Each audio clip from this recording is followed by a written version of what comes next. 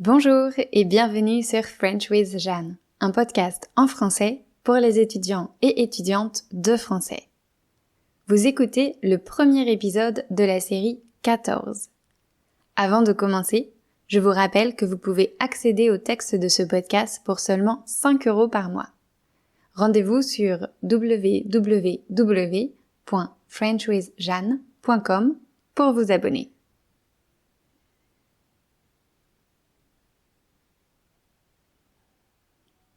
Aujourd'hui, et pour les 4 prochains épisodes, j'ai choisi le thème de la bucket list.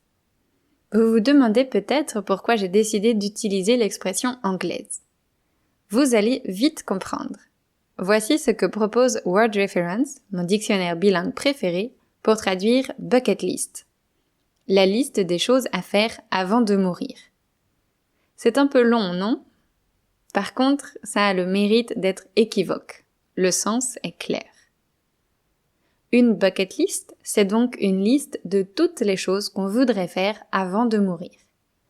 Ces choses peuvent être relativement faciles à réaliser, comme dormir à la belle étoile ou faire du jet ski. Et d'autres beaucoup plus difficiles, telles qu'écrire un livre ou escalader l'Everest. Évidemment, tout est relatif. Par exemple, faire du chien de traîneau est plus accessible pour quelqu'un qui habite en Norvège que pour quelqu'un qui habite en Afrique. Certains objectifs peuvent être très imprécis, comme faire du volontariat ou organiser une fête surprise. Au contraire, on peut choisir des objectifs très spécifiques, comme faire un mois de volontariat en Thaïlande dans un centre de protection d'éléphants ou organiser une fête surprise pour ma sœur. Je crois que plus les objectifs sont spécifiques, plus l'organisation pour y arriver est facile à mettre en place. Il faut aussi prendre conscience des efforts à fournir pour chaque objectif. Par exemple, si l'un de tes rêves est d'apprendre à jouer du Mozart au piano, alors tu vas probablement devoir t'entraîner chaque jour pendant des mois ou des années. De la même manière, certains objectifs nécessitent plus d'organisation que d'autres. Je pense à tous les rêves de voyage. Si mon rêve est de voir les 7 merveilles du monde, il va falloir que je cherche des billets d'avion, que je réserve des hôtels, que je fasse attention au climat, que j'achète du matériel, etc. Et bien sûr, comme vous le savez, certains rêves requièrent plus de moyens financiers que d'autres. Ce n'est pas nécessairement un problème. On peut trouver un petit boulot, ou mettre en place un nouveau système pour économiser davantage, ou vendre des trucs, ou trouver un moyen de réduire les coûts. L'idée derrière tout ça est que quand on a un rêve assez fort, on essaye de le réaliser à tout prix. Je crois que l'essentiel est d'écrire des objectifs réalistes. Si vous écrivez « aller sur Mars », ça peut être compliqué. Bien sûr, il faut aussi écrire des objectifs un peu fous, car parfois on pense qu'ils vont être durs à réaliser, mais on trouve des moyens.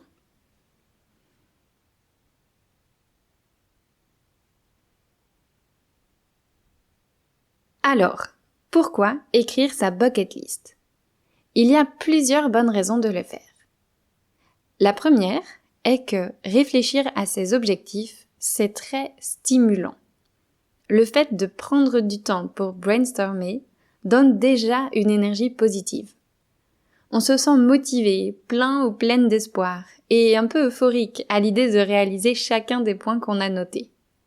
Pour certains et certaines, ça permet de se rendre compte de ce qu'ils ou elles veulent vraiment dans la vie. Pour d'autres, ça permet de donner un sens à leur vie.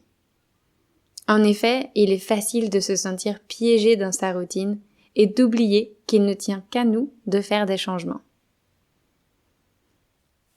La deuxième est qu'écrire ses objectifs augmente les chances de les atteindre. C'est ce qu'a découvert une professeure de psychologie à l'Université de Californie après avoir réalisé une étude sur la fixation d'objectifs. En réalité, écrire ses objectifs n'est que la première étape.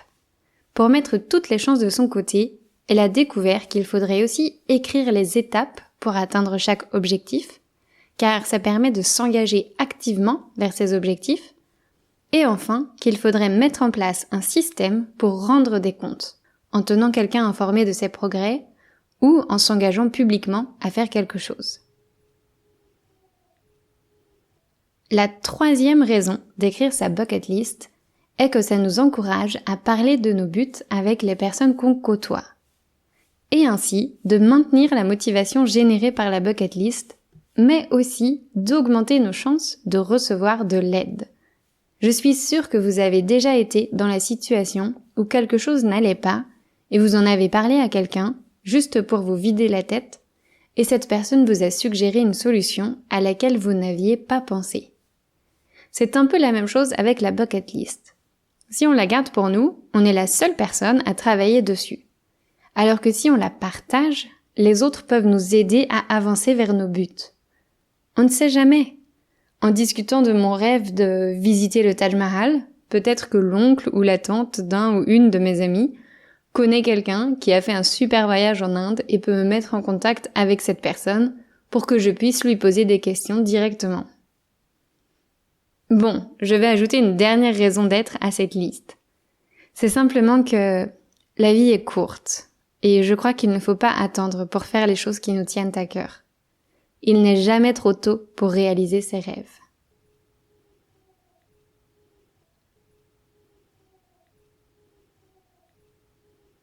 Maintenant, j'aimerais vous expliquer pourquoi j'ai choisi ce thème. Il y a quelques mois, j'ai découvert une influenceuse française qui m'a beaucoup impressionnée.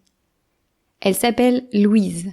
Elle a une vingtaine d'années et comptabilise presque 490 000 abonnés sur Instagram et 225 000 sur YouTube. Mais ce n'est pas le nombre de personnes qui la suit qui a attiré mon attention. C'est son discours et ses actions, qui semblent être bien alignés. Par exemple, Louise prône le body positivism, qui signifie l'acceptation du corps, ou plutôt de tous les corps. Et elle poste donc des photos d'elle non retouchées et parfois peu flatteuses. Elle dénonce aussi la fast fashion, qui est la consommation excessive de vêtements ou accessoires de mode, et achète ainsi la majorité de ses habits dans des friperies. Elle est aussi engagée d'un point de vue environnemental et sociétal. Sur YouTube, elle publie des vidéos où elle explique quelles matières textiles sont polluantes et où elle mène de petites enquêtes sur des marques de vêtements très connues pour voir quelles matières elles utilisent ou dans quelles conditions travaillent leurs employés. Mais elle est allée encore plus loin, en créant sa propre marque de lingerie. Une marque inclusive utilisant des matières les plus responsables. Et je rappelle que Louise n'a même pas 25 ans. Pour moi, elle représente une source d'inspiration immense. Je vous raconte tout ça pour vous dire qu'en mai 2021, Louise a produit une série de 30 vidéos où elle réalise sa bucket list. J'ai trouvé l'idée absolument géniale. Dans sa liste, il y avait toutes sortes de rêves, tels que enregistrer un album, vivre la vie d'un aventurier ou manger tout ce qu'elle voulait pendant une journée. Bien sûr, réaliser 30 rêves en 30 jours, ou presque, c'est un parti pris, et rien n'oblige à l'imiter. Mais rien qu'en visionnant ces vidéos, je me suis sentie motivée et joyeuse. Alors que ce n'était même pas mes rêves. J'attendais l'épisode suivant avec impatience, trop curieuse de savoir dans quelle aventure elle s'était embarquée. Et d'après les commentaires sous ces vidéos, je n'étais pas la seule. Bon, moi, j'avais déjà écrit ma bucket list avant de voir ces vidéos. Mais j'avoue que je l'avais un peu oubliée. Je l'ai donc reprise, recopiée sur mon ordi et organisée pour voir lesquels de mes rêves étaient accessibles.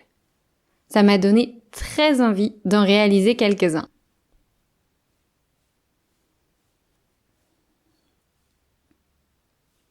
Et puis, il y a quelques semaines, j'ai fait une autre découverte, celle de Yes Theory.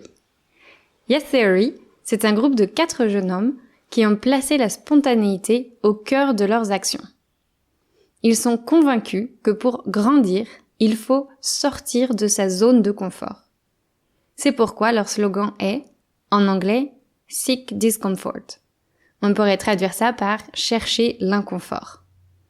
Ils ont une chaîne YouTube, en anglais, où ils réalisent des défis très variés, comme manger vegan pendant 1 mois, ou inviter un inconnu à faire un saut en parachute. Certains défis sont complètement fous, mais ce que j'adore, c'est leur état d'esprit, leur joie de vivre, leur bienveillance et leur capacité à dépasser leur peur. Contrairement à ce qu'on pourrait penser, ils ne font pas n'importe quoi n'importe comment. Par exemple, pour la vidéo Manger vegan pendant 1 mois, celui qui relève le défi a fait un test sanguin au début et à la fin du mois, pour pouvoir observer les effets de ce régime alimentaire. Il a aussi rencontré plusieurs personnes qui l'ont aidé à mieux comprendre le véganisme, dont un bodybuilder vegan.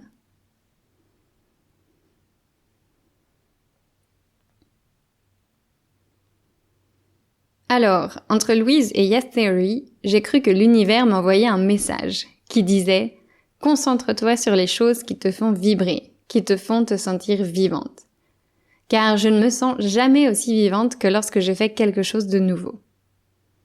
Bon, en habitant à l'étranger, j'augmente mes chances de rendre ma vie un peu plus animée puisque je me retrouve souvent hors de ma zone de confort, comme lorsque j'ai appris à conduire à gauche.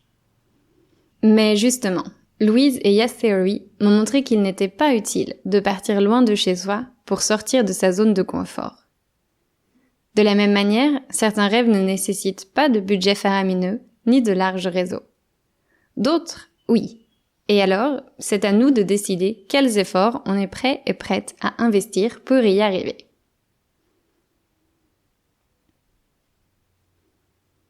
Donc, dans les épisodes suivants, je vais vous emmener en voyage dans ma bucket list. Je vous raconterai les rêves que j'ai déjà réalisés. Je vous parlerai de ceux qui me semblent accessibles. Et je vous confierai ceux qui vont certainement prendre un peu plus de temps. J'espère que ce sujet vous intéresse autant que moi. J'ai très hâte d'écrire ces épisodes et j'espère que ça vous encouragera à réfléchir à votre propre bucket list. À la fin de chaque épisode, je vais vous donner un petit challenge à réaliser. Votre premier défi est d'aller sur YouTube et de regarder une vidéo de la bucket list de Louise. Dans la barre de recherche, tapez Louise et My Better Self. C'est le nom de sa marque. Elle a choisi un nom en anglais, mais tout son contenu est en français. Attention, c'est du français informel. Vous risquez de ne pas tout comprendre, mais je vous encourage à essayer.